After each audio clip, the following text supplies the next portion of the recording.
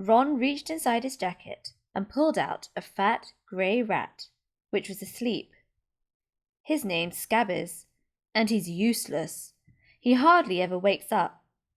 Percy got an owl from my dad for being made a prefect, but they couldn't I got Scabbers instead. Ron's ears went pink. He seemed to think he'd said too much, because he went back to staring out of the window. Harry didn't think there was anything wrong with not being able to afford an owl. After all, he'd never had any money in his life until a month ago, and he told Ron so, all about having to wear Dudley's old clothes and never getting proper birthday presents. This seemed to cheer Ron up. And until Hagrid told me, I didn't know anything about being a wizard or about my parents or Voldemort. Ron gasped. What? Said Harry. You said you know whose name, said Ron, sounding both shocked and impressed. I'd have thought you, of all people. I'm not trying to be brave or anything. Say the name, said Harry. I just never knew you shouldn't. See what I mean? I've got loads to learn, I bet, he added, voicing for the first time something that had been worrying him a lot lately. I bet I'm the worst in the class. You won't be. There's loads of people who come from Muggle families, and they learn quick enough. While they had been talking, the train had carried them out of London. Now they were speeding past fields full of cows and sheep. They were quiet for a time, watching the fields and lanes flick past. Around 12:30, there was a great clattering outside in the corridor, and a smiling, dimpled woman slid back their door and said, Anything off the trolley, dears? Harry, who hadn't had any breakfast, leapt to his feet, but Ron's ears went pink again, and he muttered that he'd brought sandwiches. Harry went out into the corridor. He had never had any money for sweets with the Dursleys, and now that he had pockets rattling with gold and silver, he was ready to buy as many Mars bars as he could carry. But the woman didn't have Mars bars. What she did have were Bertie Bott's every flavour beans, Drooble's best blowing gum, chocolate frogs, pumpkin pasties, cauldron cakes, licorice wands, and a number of other strange things Harry had never seen in his life. Not wanting to miss anything, he got some of everything and paid the woman 11 silver sickles and 7 bronze nuts. Ron stared as Harry brought it all back into the compartment and tipped it onto an empty seat. Hungry, are you? Starving, said Harry, taking a large bite out of a pumpkin pasty. Ron had taken out a lumpy package and unwrapped it. There were 4 sandwiches in there. He pulled one of them apart and said, She always forgets I don't like corned beef. Swap you for one of these, said Harry, holding up a pasty. Go on. You don't want this, it's all dry, said Ron. She hasn't got much time. He added quickly, You know, with 5 of us. Go on, have a pasty, said Harry, who had never had anything to share before, or, indeed, anyone to share it with.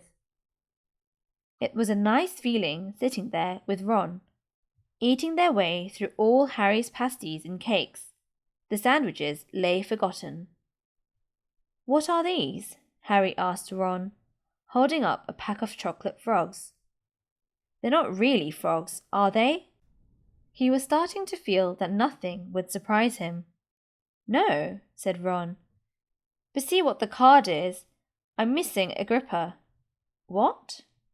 Oh, of course, you wouldn't know. Chocolate frogs have cards inside them, you know, to collect. Famous witches and wizards. I've got about 500, but I haven't got Agrippa or Ptolemy.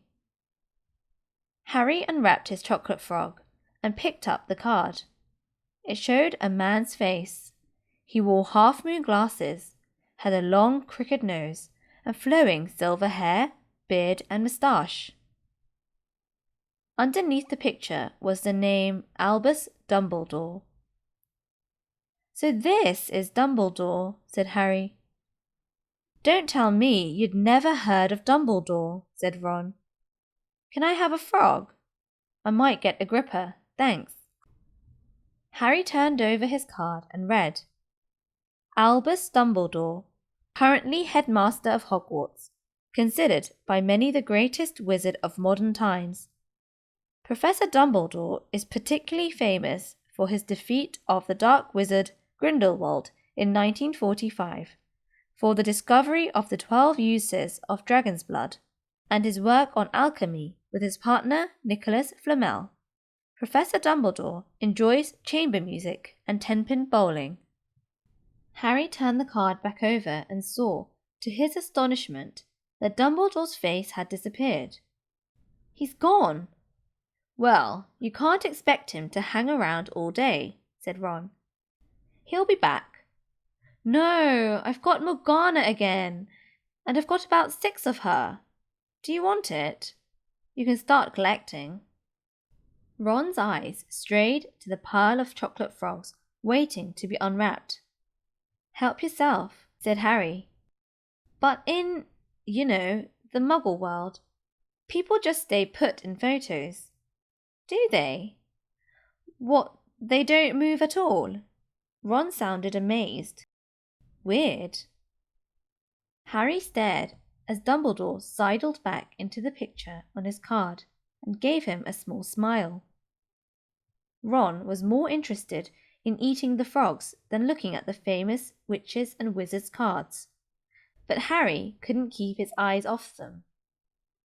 Soon he had not only Dumbledore and Morgana, but Hengist of Woodcroft, Alberic Grunion, Circe, Paracelsus, and Merlin.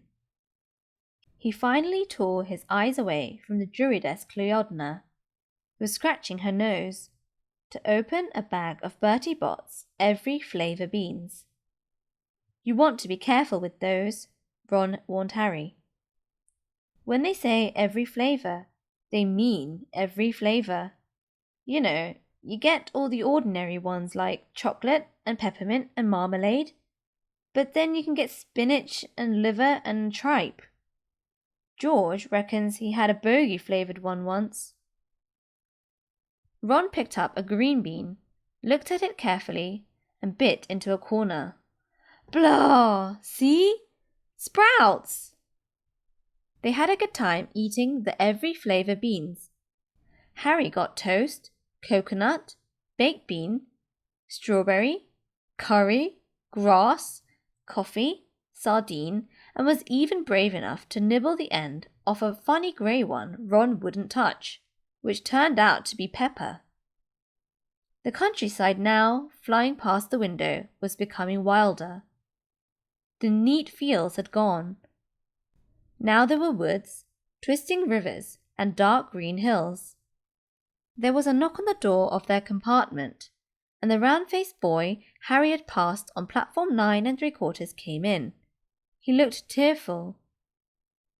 "Sorry," he said, "but have you seen a toad at all?" When they shook their heads, he wailed, "I've lost him! He keeps getting away from me." "He'll turn up," said Harry. "Yes," said the boy miserably. "Well, if you see him—" He left. "Don't know why he's so bothered," said Ron. "If I'd brought a toad, I'd lose it as quick as I could. Mind you, I brought Scabbers, so I can't talk." The rat was still snoozing on Ron's lap. "He might have died, and you wouldn't know the difference," said Ron in disgust. "I tried to turn him yellow yesterday to make him more interesting. The spell didn't work. I'll show you. Look." He rummaged around in his trunk and pulled out a very battered-looking wand.